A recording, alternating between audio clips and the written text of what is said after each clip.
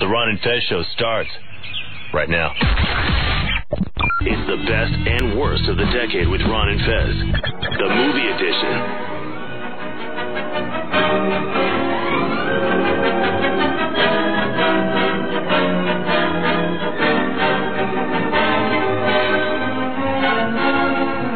Hey everybody, it's Ron and Fez show, and the best and the worst of this last decade, or the decade that really we haven't come up with a name for yet. No, there was nothing that caught on. There was nothing that caught on in 10 years' time. The lost decade, I guess. We tried the zeros, the knots, the singles.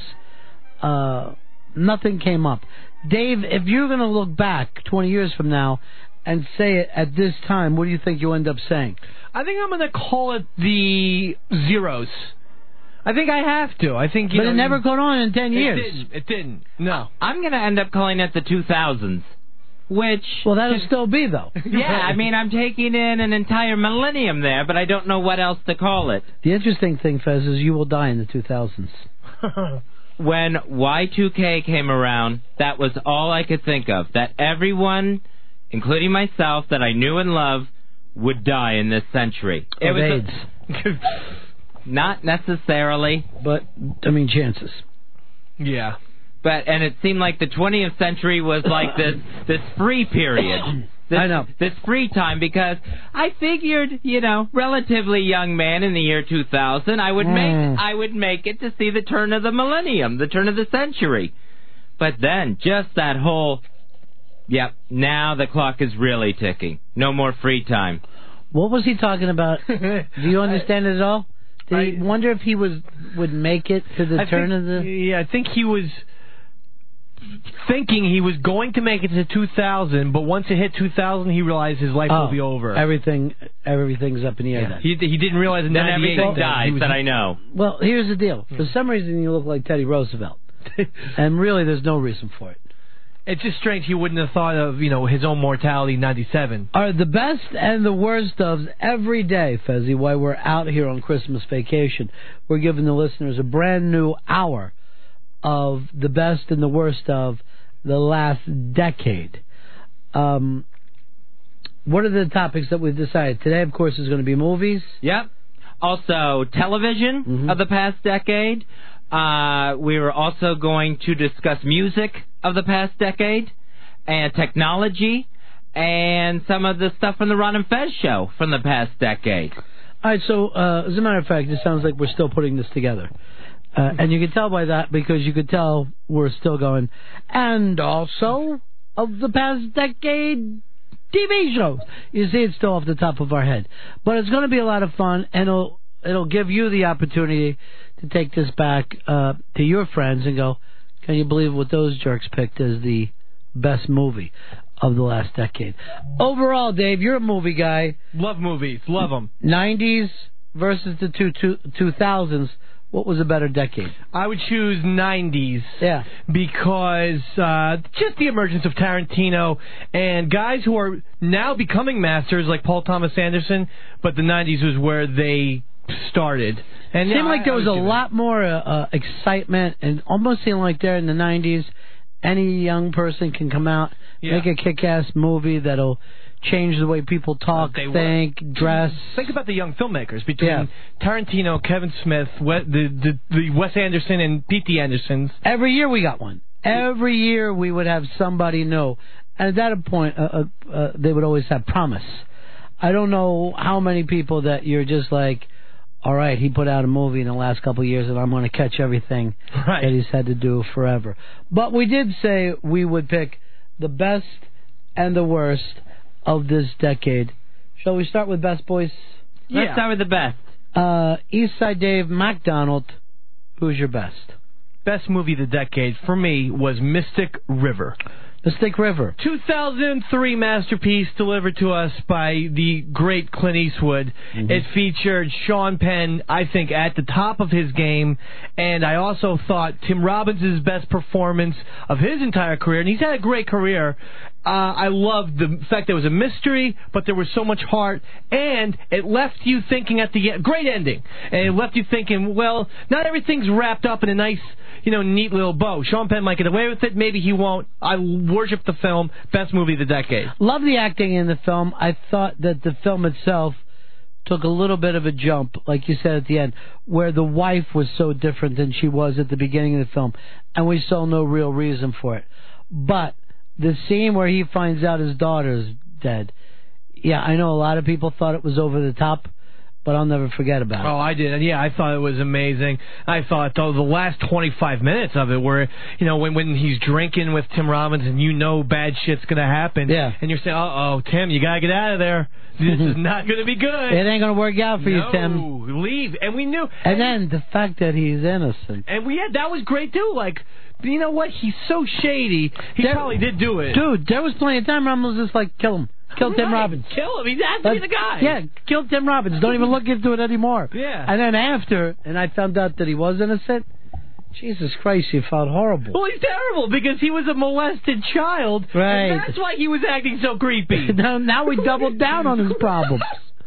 Fezzi, Mystic River fan? Not a fan. I did not see Mystic River in the past decade. Okay, well, you've only had 6 years. 6 years, so that is going to happen.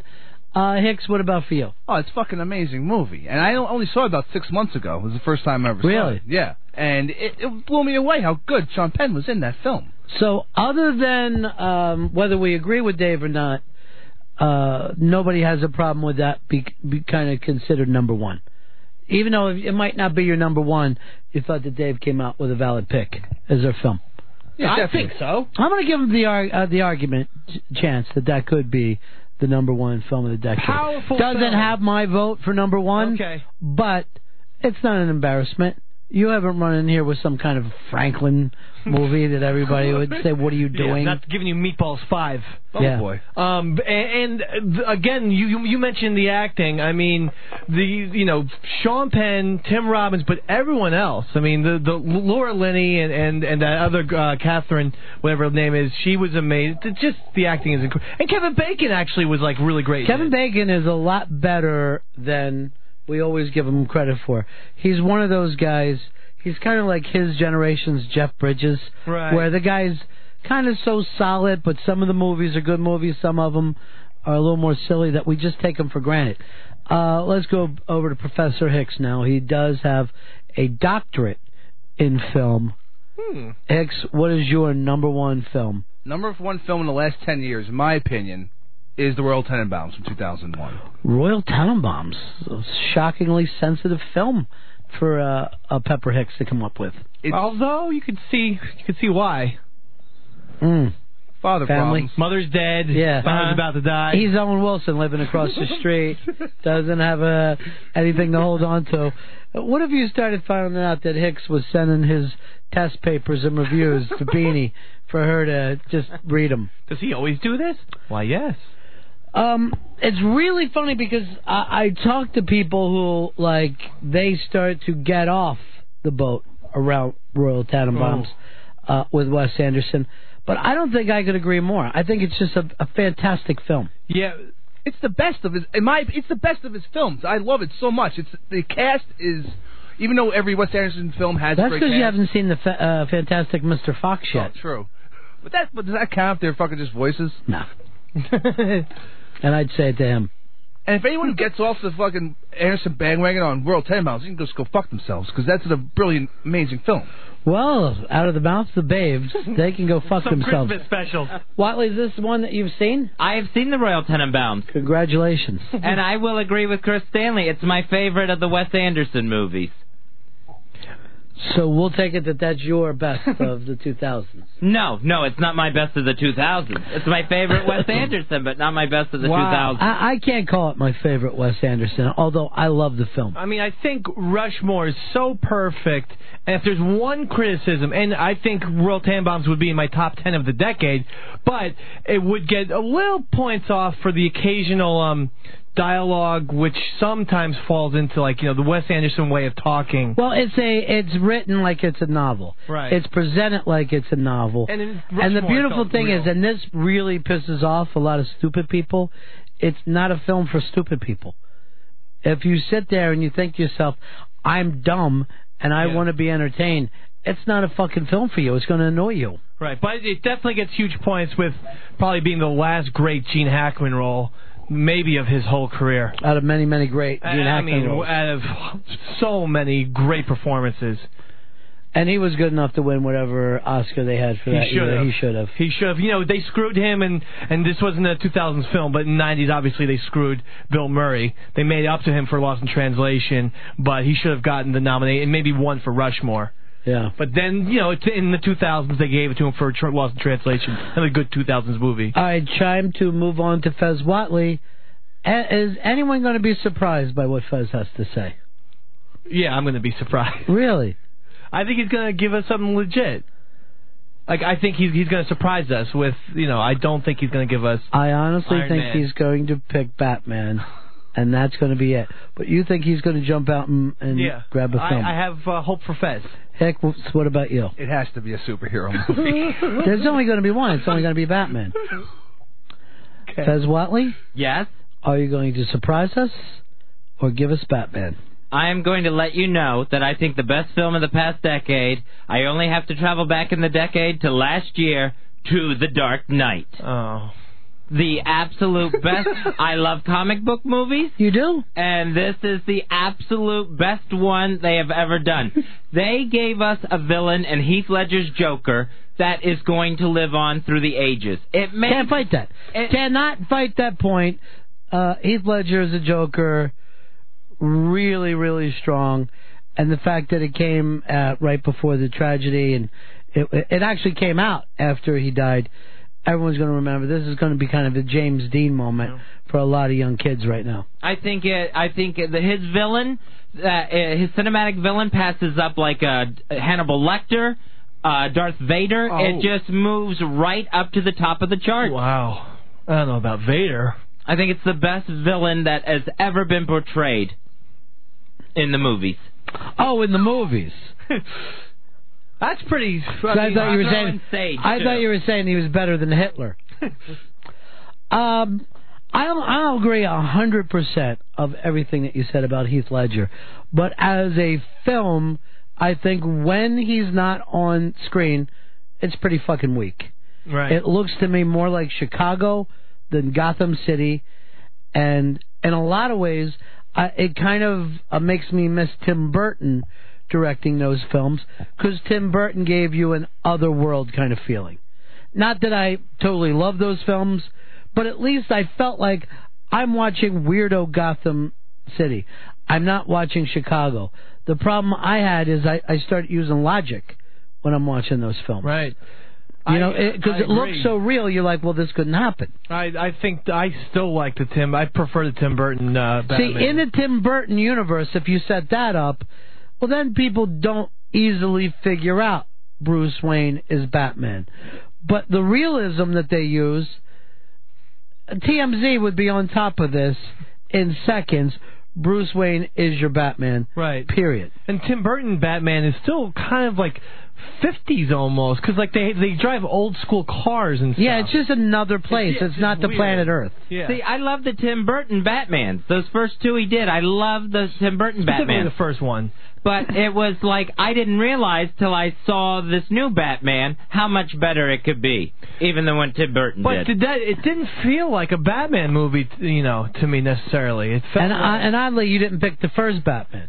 If he was doing it so much better, why isn't that one your number one? Because it's really built into the Heath Ledger performance, which everybody turned over. Yeah, that was great. The first one didn't have Heath Ledger. I don't think anyone would even put it as a good movie, let alone a great movie. Oh, I thought it was a good movie. I thought that Batman Begins, I thought that was an excellent film. I thought they really captured Batman in that. I thought it moved the way it was supposed to, and he looked the way he was supposed to. That will never be Batman to me. Well, I wasn't into the Scarecrow at all, and then it was like Batman was going after a mob boss. There were no superheroes in it. I mean, and in Batman Begins, he's more of a ninja. You know, like he finally puts the mask on at the end. All right, so Fez gives us no surprises, but then at the same should never bet on Fez. Huh? I think it's like almost like a motto in a Wesley Snipes film. Never bet on Fez. I thought he was going to surprise us. Ron bet on me and won. Yeah, it's really what you bet on. But I do, and I give him all the respect in the world for the Heath Ledger part, and that isn't just because Heath Ledger died.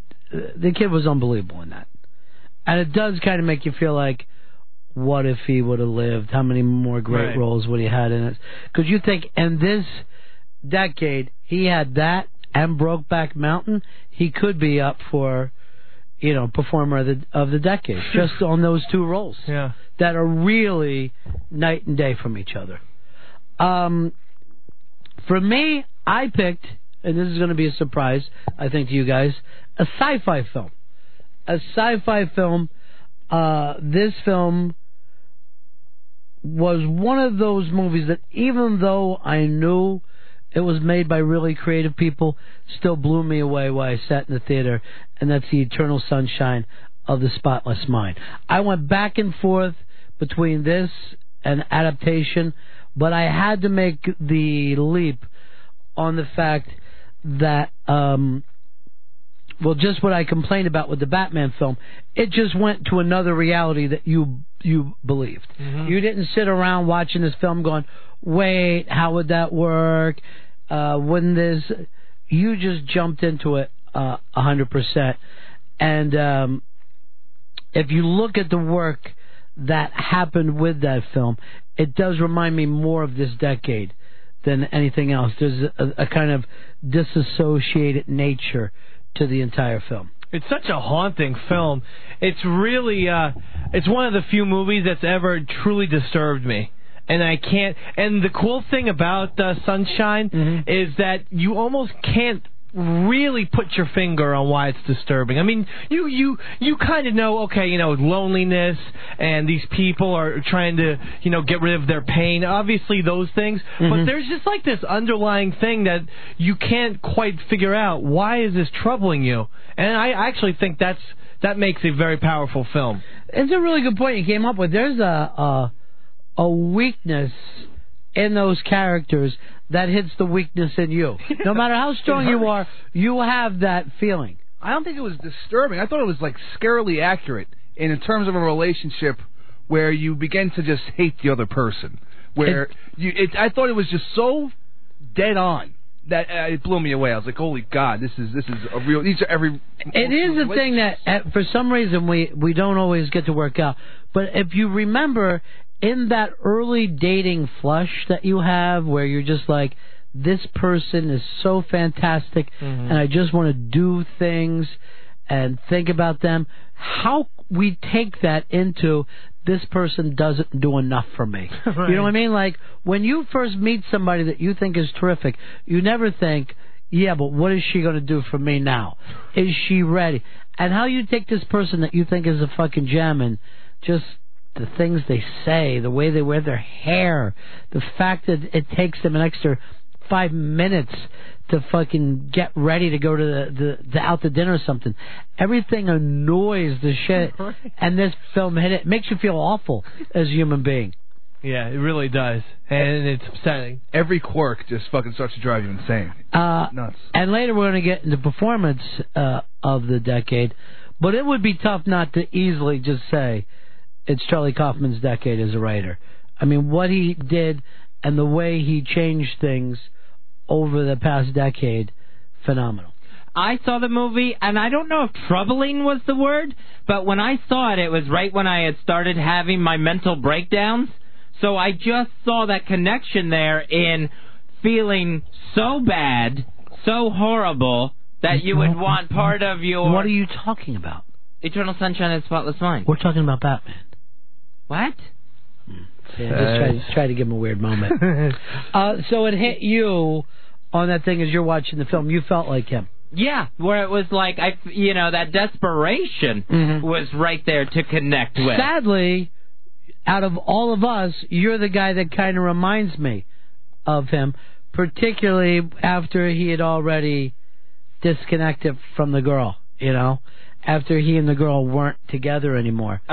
It's got a real Fez Whatley, a real life Fez Whatley feel about it. Yeah, and that's what it felt like. And it almost, I'm not going to say hopeful, but it gave me some sort of feeling like, what if that was really available? What if that was there? And I would have to consider, would I want bad memories taken out of there? Well, then you didn't get the film at all, Fez, because the entire point of the film was that you are going to repeat what you've done wrong unless you have the memories to learn from. So one of the things that I think that was in the original script that they got rid of is they were going to be old people meeting each other, and we would know that they had met, like 70 times before. There was going to be some kind of bit lined up about that. But yeah, I felt just the opposite of what you felt. It really made me think desperately, even against stuff like alcohol or just regular drugs that we take, because they kind of, we almost do that just to slow. Like, didn't the whole film remind you of A Hangover? The way he looked, the way he was dancing. So I really thought about alcohol a lot with that film and how we make bad decisions and how we black out with alcohol and shit, Yeah, you felt that film. That's why it did work, is because, as you said, had the hangover, but just it hit you on with so many visceral the senses. I felt cold when I was watching that movie because it was taking place. There was a lot of winter scenes, and it was just like I feel cold and just I feel down. Yeah. But that's good. I mean, that means the movie works on it. It hits your emotions. So our top 4, and by the way, we never checked on any of these together. Our top 4 films. Would anybody throw in any of that?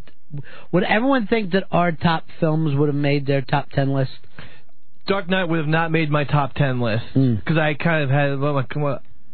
I thought of my top 10 list in my head. Dark Knight was not there. What about for you, Hicks? Yeah, Dark Knight would have been there, but Eternal Sunshine definitely. Mystic River probably. Yeah, it would have been definitely. I'm not sure about Mystic River. I probably would have had your film, Hicks. I'm fairly sure I wouldn't have the Batman film. Any for you, Fez, that wouldn't have made it in? Well, Mystic River wouldn't have made mine. Well, because you didn't see it. I didn't see it, and I don't know if I would have gone to see it because just the child abuse angle of it. Well, what's that mean? I don't know. I don't know if I could sit there and watch it. Knowing that the little girl got killed. What if nothing? There was no little girl getting killed. But what if somebody did it, but they were wearing like a clown face? Yeah, I mean, comic book murder I can deal with. Well, the Heath Ledger character someone could argue is a lot more disturbing than anyone in Mystic River. Particularly if you're a kid. I'm going to wait for years from now to see how kids actually feel about that film. They might not have liked it as much as their moms think today. All right, we come back. We're going to be taking a look at the worst films of this decade. As you sit around with us every hour, every day, Fezzi, we're going to do a fresh new hour of material, the best and worst of the 2000s. Coming up, the worst films of this past decade on the Ron and Fez Show.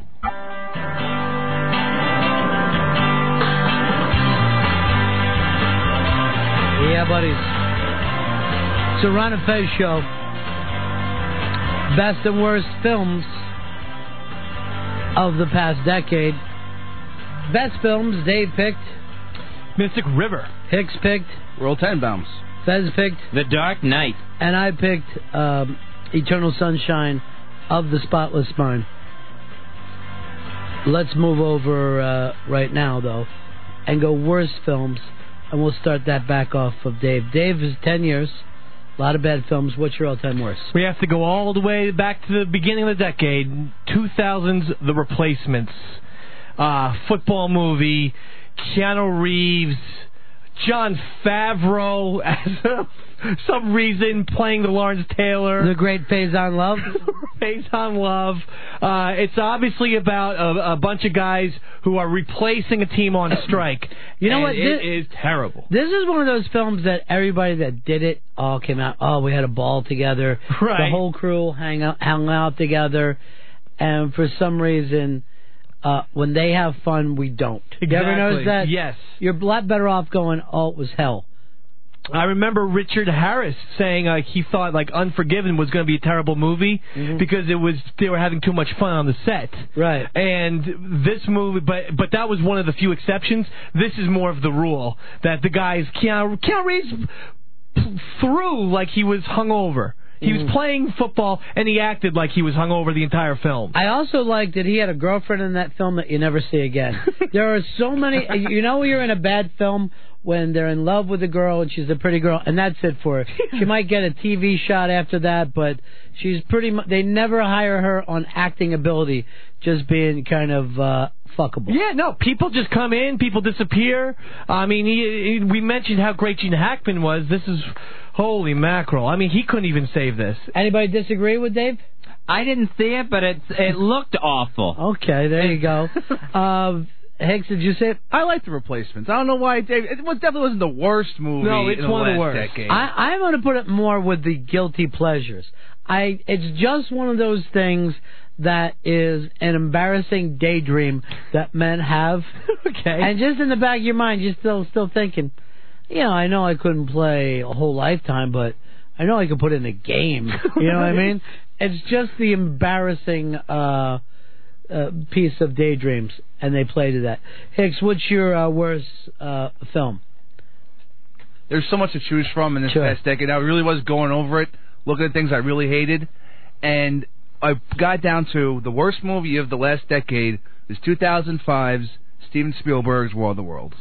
War of the Worlds is your worst. I hate that film. It was done so badly, and it ruined something that was classic, something that was a wonderful piece of media throughout, for years and years. And what didn't feel like a Spielberg film. Yeah. Tom Cruise was awful. The kid was awful. Tim Robbins was, as the crazy guy in the basement in the middle of Jersey, was god awful. That movie. Isn't it funny that some of the best of films have the same people from the worst of? Why we're sitting around bragging about Gene Hackman and Tim Robbins a half hour ago. They're now in, oh my God, Gene Hackman and Tim Robbins are awful. Anybody disagree with this one? Well, I don't think it was the worst of the decade. Well, I think there's something to be said, though, that it comes from a guy...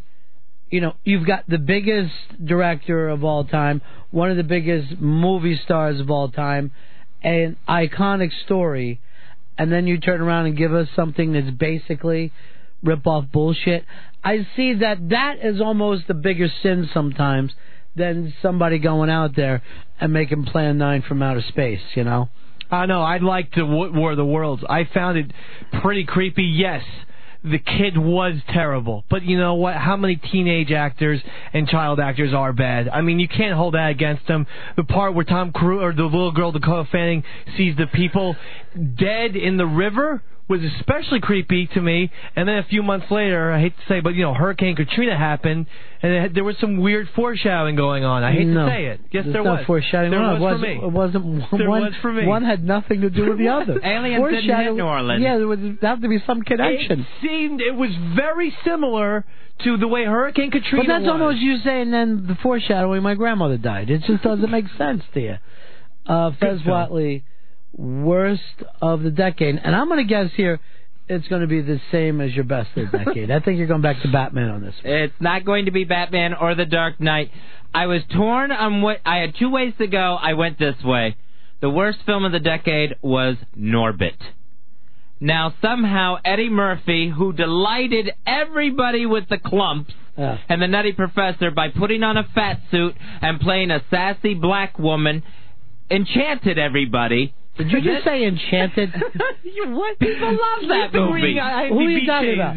I'm going to guarantee you no one sitting in this room with you has been enchanted by Eddie Murphy probably since Beverly Hills Cop. And then it just didn't work. There was nothing there. It was so unfunny. It was the absolute worst thing in an entire decade. It's hard to say because Eddie Murphy made other really bad movies. There's other films in there that could be taking on the worst Eddie Murphy film in the decade. We might have to sit around and fight. Right. We might be battling that one for a while. I remember going to see Pluto Nash in the theaters and just sitting there feeling disappointed because that night I wanted to go see a movie really bad. Eddie Murphy had that thing out. It wasn't even good on a sci-fi level of, hey, look at these moon effects. Hideous. Wow. I'd actually throw the clumps in. The Enchanting Clumps as every bit as bad as Pluto Nash. And that one made money. Just Eddie Murphy movies in general. I mean, as Ron said, for 25 years they've been bad.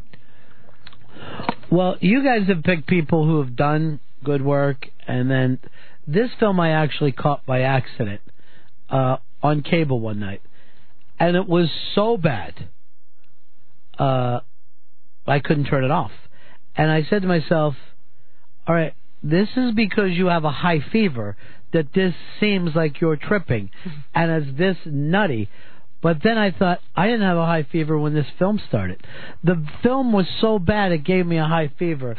And that's Alone in the Dark, starring, of course, the great Christian Slater.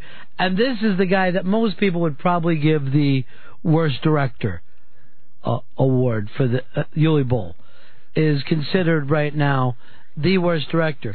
But this film, I guess it was based on a video game that I didn't see.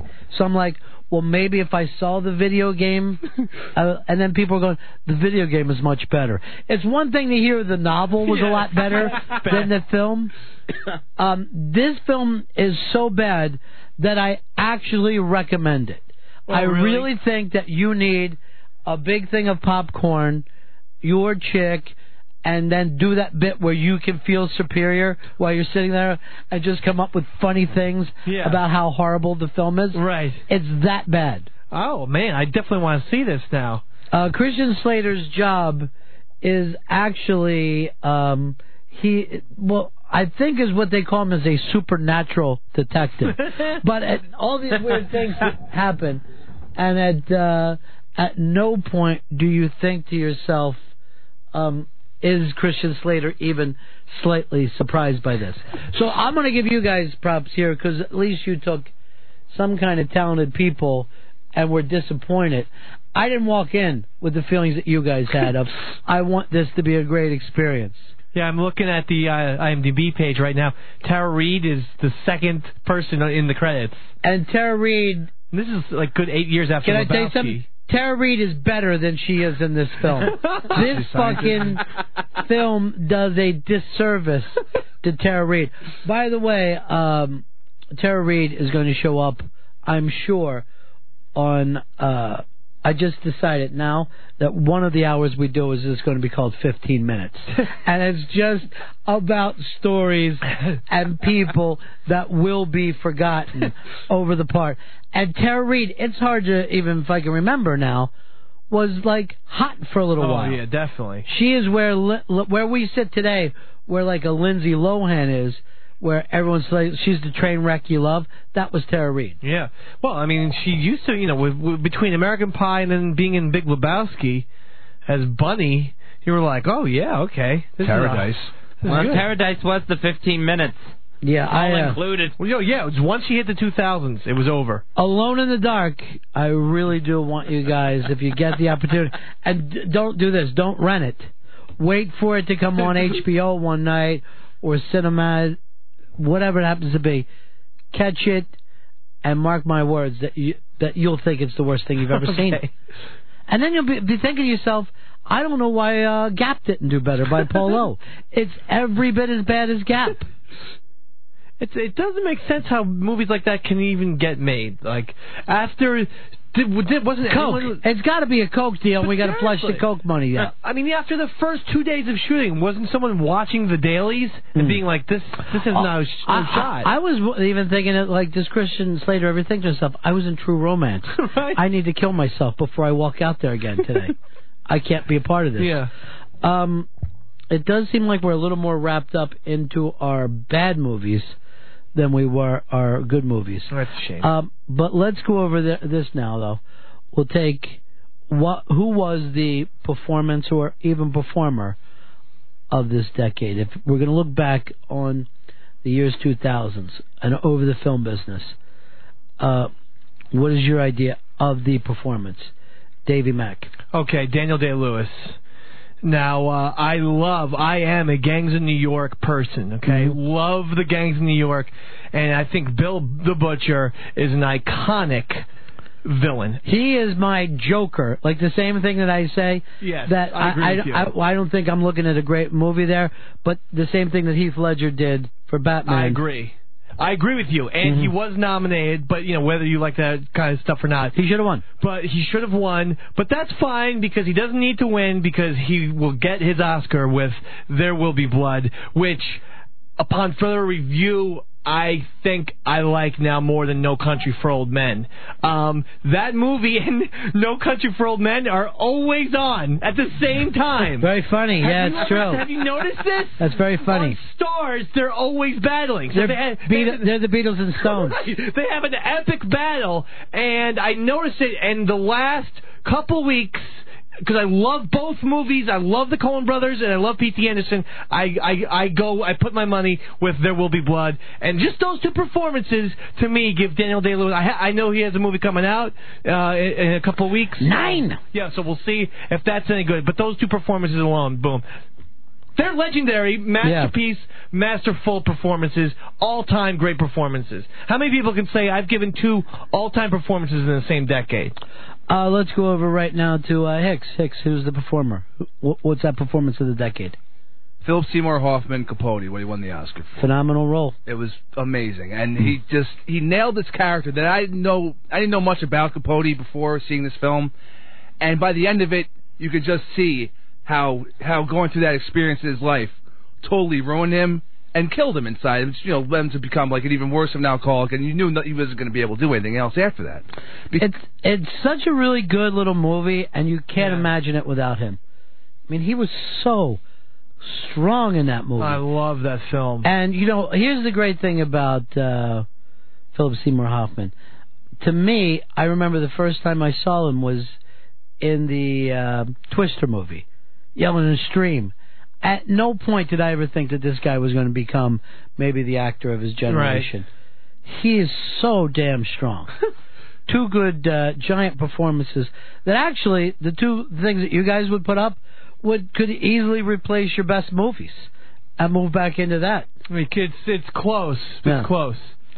Fezzi. Performance of the decade? Sean Penn as Harvey Milk.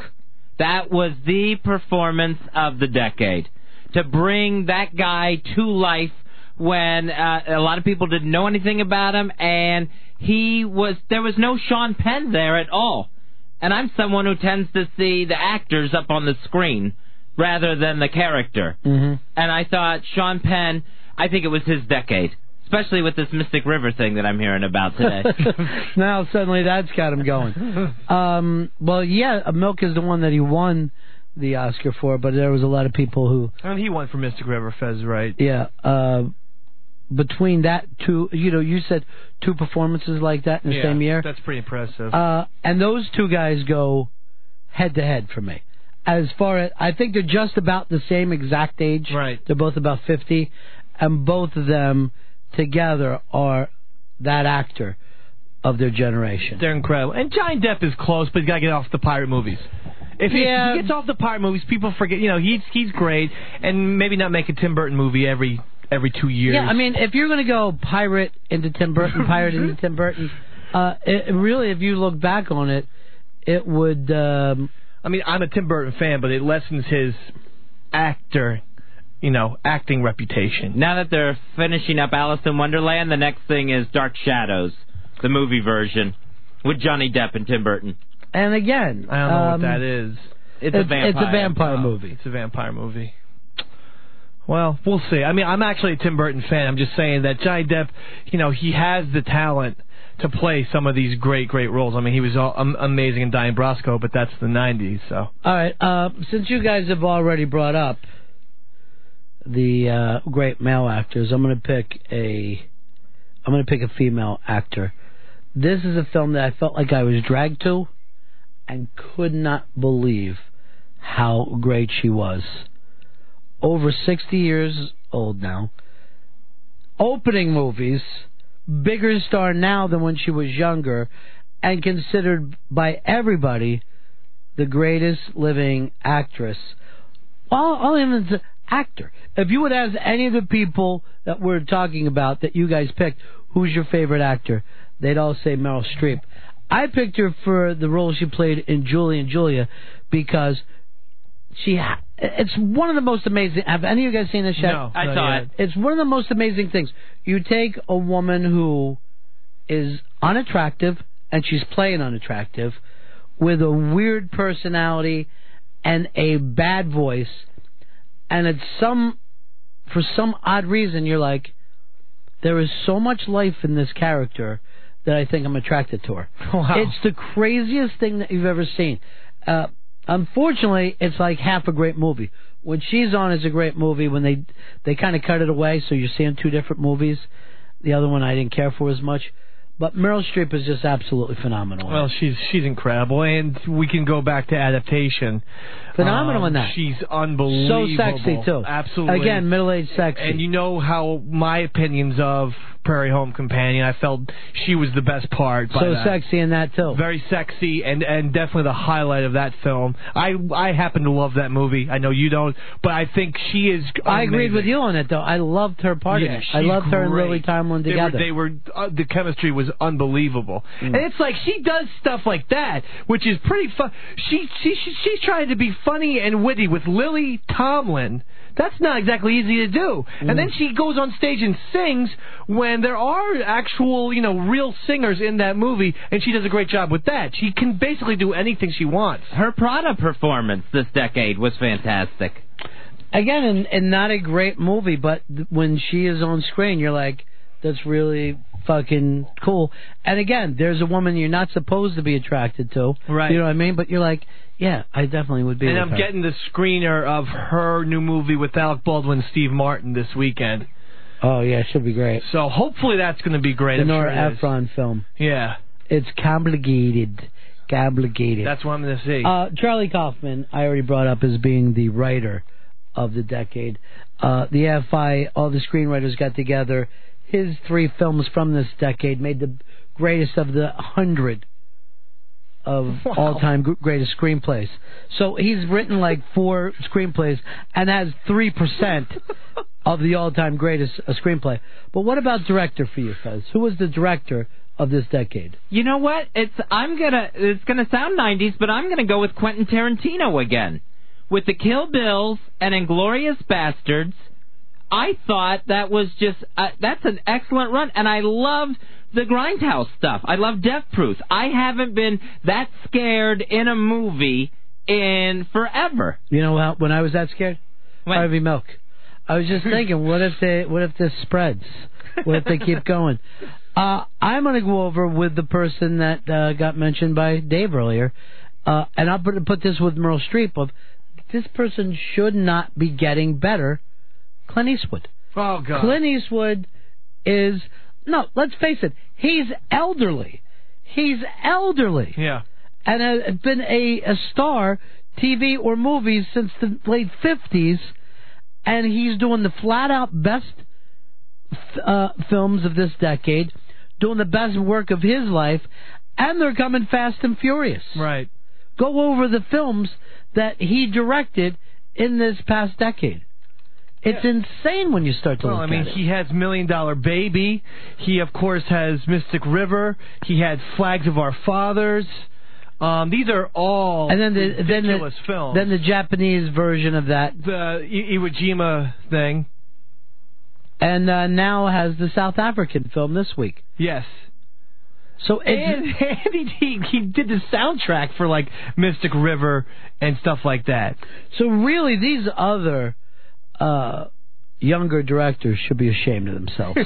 They should absolutely sit there and be flat out ashamed of themselves. Changeling and Gran Torino, all in this decade, and as director. Yeah, he's popping them out like he was Woody Allen, one after another. How do you do that? He did Changeling and Gran Torino in the same year. What? What about for you, Hicks? My pick seems pussy compared to fucking Clint Eastwood, but I'll say Wes Anderson, even though, I mean... You have such a love for this man. I love that, man, yeah. Come on. I never even thought he was that much of a Wes Anderson guy. This is brand new. You don't care, Dave. Seriously, you need to be paying better attention to him. I always offer to bring in a Wes Anderson movie for our Friday, just when we lounge around, but he never wants to. You guys like to sit and drink and watch a film together? Sometimes. That's embarrassing. Where, here? Yeah, that's something two men shouldn't do together. So you sit in the office, you drink, and you watch a movie? Well, yeah, after I'm finishing off the work that I had to do, like pulling live reads for the Ron Fez show, and I'll put on, like last Friday was King of Comedy. And yeah, if there is a little bit of Jameson or something like that, maybe that gets tapped into. Now, Mr. B, if you're coming to me, I'll give it to you. Yeah. And that is, I guess technically you would say Joel Coen, but come on, I think we can all say the Coen brothers. Sure. Of that decade. Let's go over. Okay, it started with Oh Brother, Where Art Thou, which Great I love. film. The Man Who Wasn't There, which is a forgotten movie. Okay, you're not going to like The Lady Killers. But then No Country for Old Men, classic, top 10 of the decade. Burn After Reading, I love, and Serious Man I thought was really good. So they had a couple missteps. They're very, very strong. Yeah, that's great, and that's pretty prolific too. That's a shitload of movies. Most of it is A-grade stuff. Blows away Fez's 3.5 films. Actually, I'm only teasing Fez. I think Death Proof is a full movie. It is. That's true. Although when she's not on the front of the car, I'm not as excited as I am the rest of the time. I'd be curious to know which Kill Bill Fez prefers. Oh, I like Volume 1. See, I'm a distinct Volume 2 guy, and Volume 2 would make my top 10. Volume 2, based on the death speech alone. The Bill death speech is maybe the best monologue that took place in the last 10 years. That's a great whole sequence of events. When you have him sitting down explaining the Clark Kent Superman thing, and then getting into... the metaphor behind the heart I love punch it. thing. And you know what, distinguishes Tarantino from a Tarantino ripoff is that people forget he's doing that monologue because he has to buy a few minutes while the truth serum kicks in. Other directors, they'll go into a pop culture, laced fucking dialogue, and it doesn't make any sense. You're like, the guys are running away, and they're going to give you a Silver Surfer, reference or something like that. So it takes me out of the movie when it's not Tarantino. Tarantino, there's always a reason. There's always two hitmen trying to relate to each other, or in that way, this is the truth serum has to kick in, so let me tell you some shit. And that's what he does. That's why I'm always a bigger fan of the writer-directors. And he has that for me, that he could take the time to tell that story and tell it properly. Right. Where I think that if you wrote that and let somebody else shoot it, it doesn't always come across. That makes total sense, because the director's not really feeling what you wrote. They might not understand that your little pop culture thing is really actually a quite good metaphor. All right, that's about it for this hour. As you can tell, we all love film. We love movies. And that means Fez, too. I want you guys to look at him. Yeah. Yes, I know he picked Harvey Milk and Batman. Neither one is surprised, but he puts it out there. But the films that he does love, he watches that Batman twice a day, every day. So you have Taxi Driver in your possession. It's there somewhere. You loaned it to me. I know it's there somewhere. I mean, I know this isn't the 70s countdown show. So I guess it's, But please, just watch it. Will ya? I'll watch it before we do the 2020 review. Why don't we do this? Why don't we come back? We'll play the best of for you here today, the best of Ron and Fez. And please enjoy your Christmas vacation. But tomorrow we'll be back with the best and worst in television. Television. The smaller rectangle that you keep in your home. Television. So enjoy the best stuff. You know what we're going to be listening to, or is it just going to be something fun and terrific? It's going to be terrific and fun and great. Oh, and terrific, great. fun, and great? Yeah, all three. So it can't be ours. It's got to be from a different show. No, it's Ron and Fez, classic stuff. I hope somebody's just getting new radios and go, what do these guys just sit talk movies constantly? An hour went by. An hour went by and they were discussing. Yeah. Big deal. Yeah. Here's the thing that you got to understand: we do what we want. That's it. That's the lucky thing about satellite. We do exactly what we want. Coming up next, the best of Ron and Fez. This is the best of Ron and Fez.